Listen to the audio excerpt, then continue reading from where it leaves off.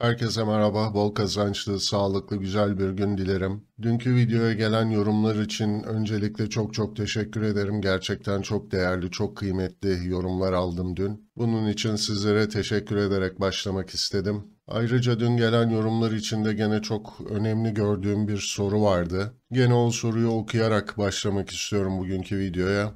Bir arkadaşımız, hocam elimde fiziki x gram külçe gümüş var.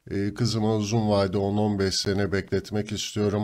Belki biz hayrını göremeyiz ama ilerleyen dönemler için önü açık mı sizce diye sormuş. Ben de bir kız babası olarak bu soruyu oldukça önemsedim. Hafta sonuna kadar bu konuya özel bir video hazırlamak istiyorum. Çocuklarımız için yapacağımız doğru yatırımlar ne olur?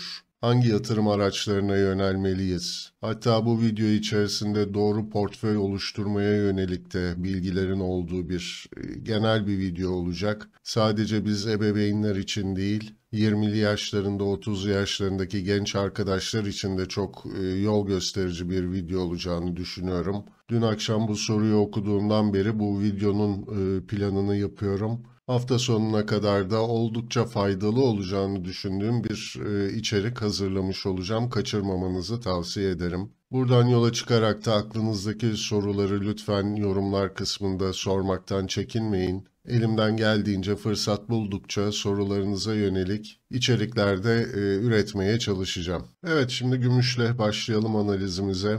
Dün ons gümüşte şu yatay banttaki hareketi takip ediyorduk. Yukarıda 23.52 direnç bölgemiz vardı. Aşağıda da destek olarak 22.60-22.50 bölgesini takip ediyorduk. Burada aynı zamanda bakın şu son yükselişin Fibonacci %50 ve %61.8 seviyelerinin de geçtiği 23-22.78 destek bölgemiz vardı. Yine dün itibariyle bu bölgeden destek bularak bir yükseliş süreci başladı ve bakın burada şu direnç bölgemizi kırdıktan sonra döndü bu bölgeyi destek olarak da çalıştırıp bir önceki tepenin de üstüne atan yeni bir yükseliş gerçekleşti. Fakat şu an için bir önceki tepe bölgemizin üstünde kalıcı olamadığımızı görüyoruz. 24.13'ün üstünde kalıcı olamayıp bir satış süreci takip ettik. Dün görülen bu tepe noktası önümüzdeki günlerde önemli olacak. 24-25 üstünde kalıcı olduğumuzu görmemiz lazım yükselişin devamı için. Aşağıda ise dünün direnç bölgesi artık destek bölgesi olarak karşımıza çıkıyor. 23.52-23.36 destek bölgemiz önemli olacak. Eğer bu bölgeye kadar satışların derinleştiğini bugün görecek olursak, şu son talep kadar arz geldiğini, dolayısıyla tekrar burada bir arz talep dengelenmesini yaşayacağız. Ve bu nedenle de burada bir yatay hareket takip ederiz. Ancak aşağıda 23.36 altında kapanışlar görmediğimiz sürece yönün yukarı olduğunu söyleyebileceğiz. Yukarıda da dediğim gibi 24-25 kırılacak olursa da yükselişlerin devamını takip edeceğiz gün içinde. Tabi burada şu riski de unutmayalım. Bakın şu alan her ne kadar bir önceki tepenin üstünde yeni bir yüksek yapmış olsak da alımların burada güçlenememesi burada bir çift tepe ihtimalini de gündeme getirir. Dolayısıyla aşağıda 23.52-23.36 destek bölgesi çok daha önem kazanıyor. Bu bölgenin kırılması tekrar 22.60-22.50'lere doğru satışların derinleşme ihtimalini gündeme getirir ve 22.50 kırılacak olursa da bu sefer şu yükseklik kadar satışların derinleştiği bir süreci de takip ederiz. Evet, dün çok güzel bir geri dönüş aldık. Yükseliş gayet güzel geldi. Hatta kırılan direnci destek olarak da çalıştırıp bir yükseliş gerçekleştirdik. Ancak 24-13 üstünde kalıcı olup yükselişlerin hızlandığını görmediğimiz sürece bu riskleri de göz önünde bulundurmamız gerekmekte. Şimdi buradan hızlıca bir ons altına geçelim. Ons altında da benzer bir durum yaşadık. Yukarıda 1798-1796 direnç bölgemiz vardı. Dün buradan bu bölgenin kırılıp yeni bir yüksek yaptığını gördük. Dolayısıyla bir önceki tepenin üstünde yeni bir tepe yaptıktan sonra buradan gelen satışlar bakın direnç olarak takip ettiğimiz bölgeyi destek olarak çalıştırıp gene bir önceki tepenin üstünde yeni bir yüksek yapmış durumda. Şimdi burada da gene gümüşteki gibi bir çift tepe ihtimali gündemde. Her ne kadar daha henüz yukarıda 1824-1822 direncine ulaşamamış olsa da ons altın, 1824 üstünde kapanışlar görmediğimiz takdirde, burada güçlü alımlar görmediğimiz takdirde çift tepe riski oluşacaktır. Bunun içinde gene bakın şu son yükselişin, şuradan başlayan bu son yükselişin geri alınması, buradan tekrar satışların bu bölgeye ulaşması, son talep kadar bir arzın geldiğini, dolayısıyla burada bir dengelenme olabileceğini bize gösterecek. Ancak aşağıda 1798-1796 desteğinin kırılması da bu çift tepe riskinin güçlendiğini bize gösteriyor olacak. Kısacası önümüzdeki günlerde 1798-1796 kırılmadığı sürece yönün yukarı olduğunu söyleyebileceğiz. Ancak yukarıda 1824-1822'nin kırılıp alımlarında güçlü geldiğini görmemiz gerekiyor. Aksi takdirde aşağıda 1796'nın kırılımıyla da burada bir çift tepenin gündeme gelebileceğini unutmayalım.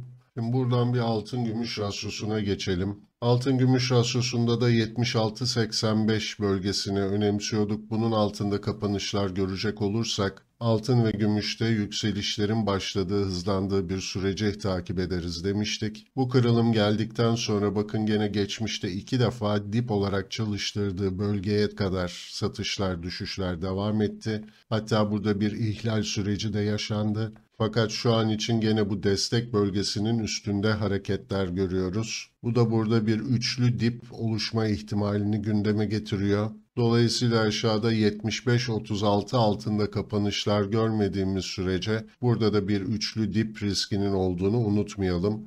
75-36 altında kapanışlar görürsek, düşüşlerin sertleştiğini görürsek de altın ve gümüşte güçlü yükselişlerin başladığını takip edeceğiz. Ancak şu an için yukarıda 77-31 üstüne atmadığı takdirde ve hatta şu bir önceki tepenin üstüne çıkmadığı sürece 78-04, 78 üstünde hareketler görmediğimiz sürece altın gümüş rasyosunda da görünüm pozitif. Şu son düşüşün bir tepkisini veriyoruz. Bu bahsettiğimiz dirençler kırılmadığı sürece tekrar burada düşüşlerin olduğunu ve altın gümüşte güçlü yükselişlerin başladığı bir süreci takip edebiliriz. Buradan hızlıca bir platine geçelim. Platinde de bakın şu bir önceki tepenin üstünde yeni bir tepe yapmış durumdayız. Burada takip ettiğimiz direnç bölgemiz 1006-999 bölgesiydi. Şu an için bu son yükselişin bir düzeltmesi içinde olduğumuzu söyleyebiliriz. Aşağıda tekrar 991 altında kapanışlar görmediğimiz sürece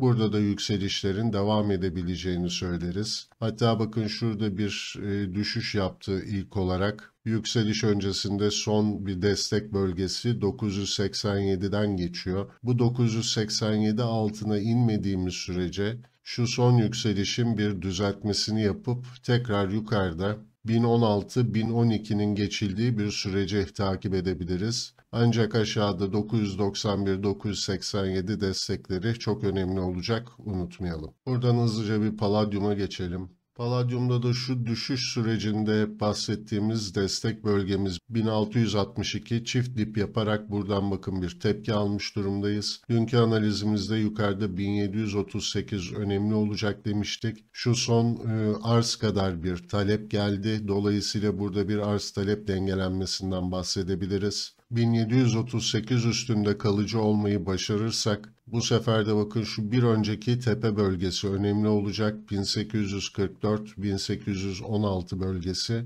Ancak şu an için buradaki arz talep dengelenmesinden dolayı yatay bir hareket takip ederiz. Aşağıda 1662 altında kapanışlar görmediğimiz takdirde paladyumda da yavaş yavaş alıcıların güçlendiği bir süreci takip ediyoruz. Bugün gramlarda 4 saatlik grafiklerden daha yakın bakmak istiyorum. Gram altında yukarıda takip edeceğimiz direnç bölgemiz 1092-1085 bölgesi. Şu an için bu bölgeyi fiyatlıyoruz. Aşağıda da bir süredir bakın destek olarak çalıştırdığı geçmişin direnç bölgesi olan 1068-1056 bölgesini destek olarak takip edeceğiz. Aslında şu an için gramların tamamıyla onslara odaklı hareket ettiğini görüyoruz. Bakın burada da bir çift tepe ihtimali gündeme geldi. Dolayısıyla aşağıda 1056 kırılmadığı sürece yükselişin devamını bekleriz. Ancak 1056 altında kapanışlar bu çift tepenin çalıştığını bize gösterir ve 1030'lara kadar satışların devamını bekleriz. Ancak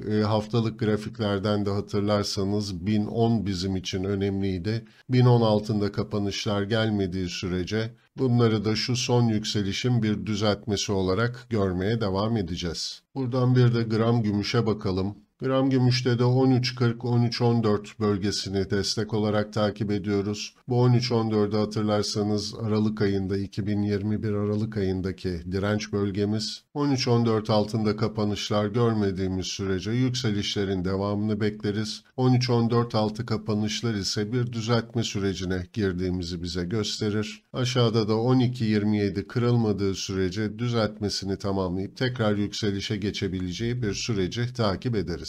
Evet, altın ve gümüşten de bugünlük bu kadar diyelim. Tekrar görüşmek üzere, hoşça kalın.